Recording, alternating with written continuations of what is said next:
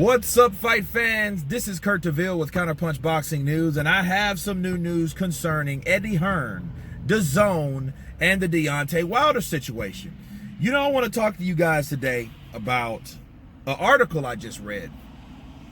And the article was asking a question: did Dazn and Eddie Hearn screw Deontay Wilder? Did they mess him up? Did they destroy his future plans with Showtime? And let me explain. We know that Deontay Wilder was offered $50 million 2 times for two-time unified champion Anthony Joshua, and a $20 million fight with Dominique Breazeale, which was his mandatory. We all know this, that's following this this game of boxing, okay? Now, Showtime, of course, tried to pick up the slack to keep Wilder because they wasn't going to let Wilder over or just give him over to Dazn like that. So they matched the $20 million, right? But then Showtime seen how poor that $20 million offer was to fight when Deontay Wilder fought Dominique Breazeale, and it wasn't on pay-per-view. It was only about 900,000 buys, which was piss poor, okay? Now, then, from that, Showtime dropped Deontay Wilder because the fight that, quote-unquote, was titled that no one wanted to see, which was the rematch with Ortiz, that was recorded to be poor also, so Showtime dumped him. So Showtime decided, no, we're not dealing with that. Fox picked up the slack. Now, right now, that fight, that pay-per-view event, is reaching 275,000 pay-per-view buys. Okay, that's the last reported by Mike Coppinger. Okay, so that is the end result. It only did what 7,000 tickets at the gate, which is all very poor. Also, I think it's maybe 4 million. Also, the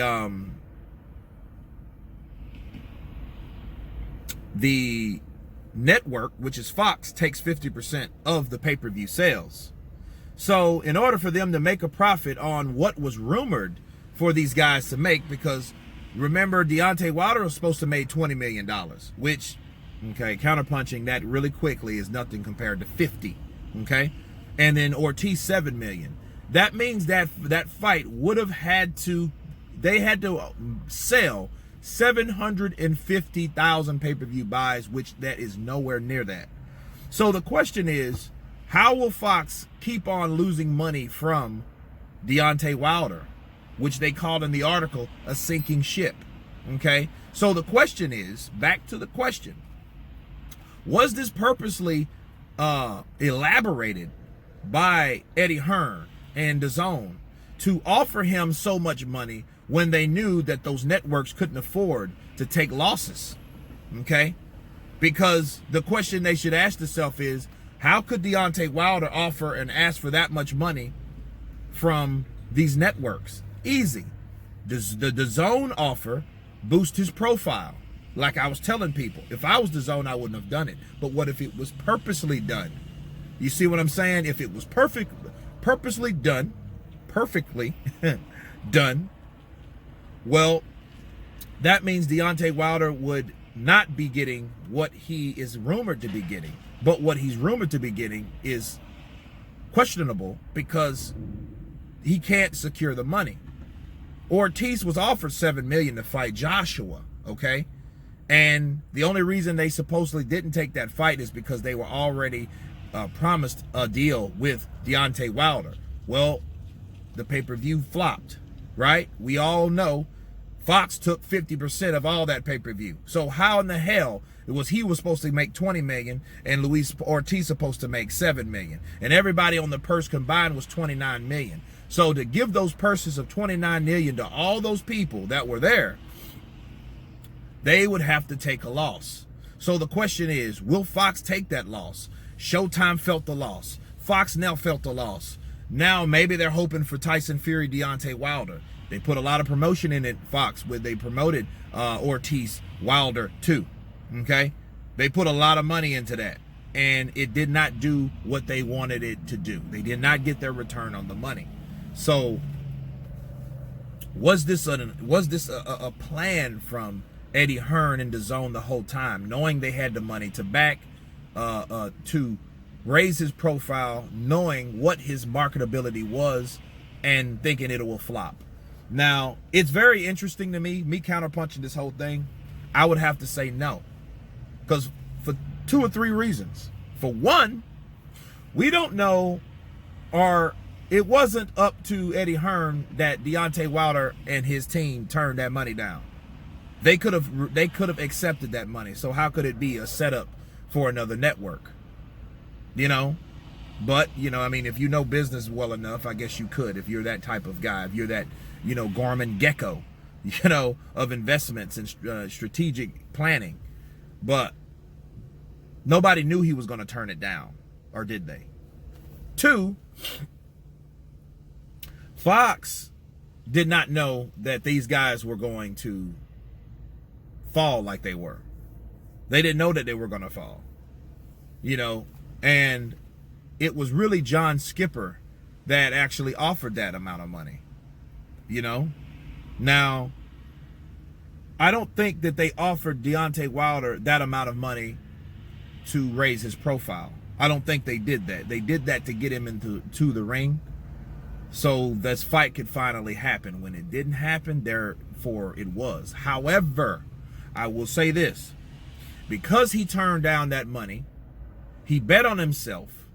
The same Showtime corporation that he was loyal to dropped him after finding out he was not that marketable. They handed him over to Fox. He fucked up over there by fighting Luis Ortiz again on pay-per-view, which was stupid. You could have fought Brazil for that much, because at least it was something built in. It was bad blood. It was a police altercation in a lobby and all that. That could have at least been in the backstory and the buildup of that fight, right? But it also flopped with Fox. So now you got Showtime. He flopped with Showtime. He flopped with Fox. Now what are they going to do?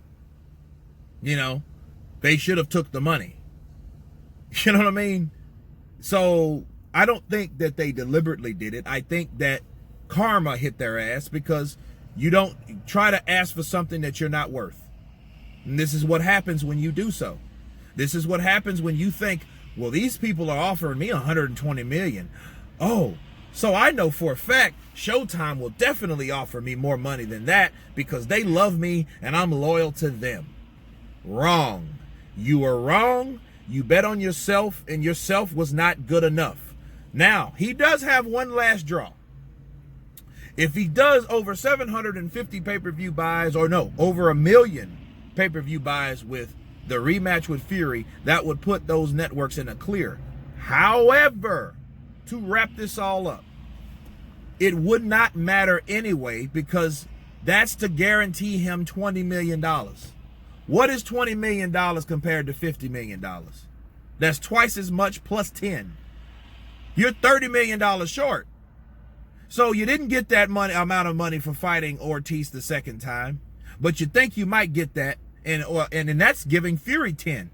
How are you going to make that work? Fury's going to work more than that, because Fury thinks of himself way more profitable and marketable than Deontay Wilder is, so they're going to have to split it 50-50, right? Because you got 2 networks join. So then you're going to have to give Deontay Wilder 20 and Tyson Fury 20. So how can they secure $20 million? Easy. Well, not easy, but the only way is to get the pay-per-view sales up. Then it has to be over 1 million pay-per-view buys. If it's not, they're all screwed. So, to answer the question to everyone, was it Dazn and Eddie Hearn screwing him to purposely raise his profile, not thinking or knowing he wasn't that marketable, and letting the networks take the dive for trying to match what Dazn offered? Do you guys really think that's the case? Please let me know.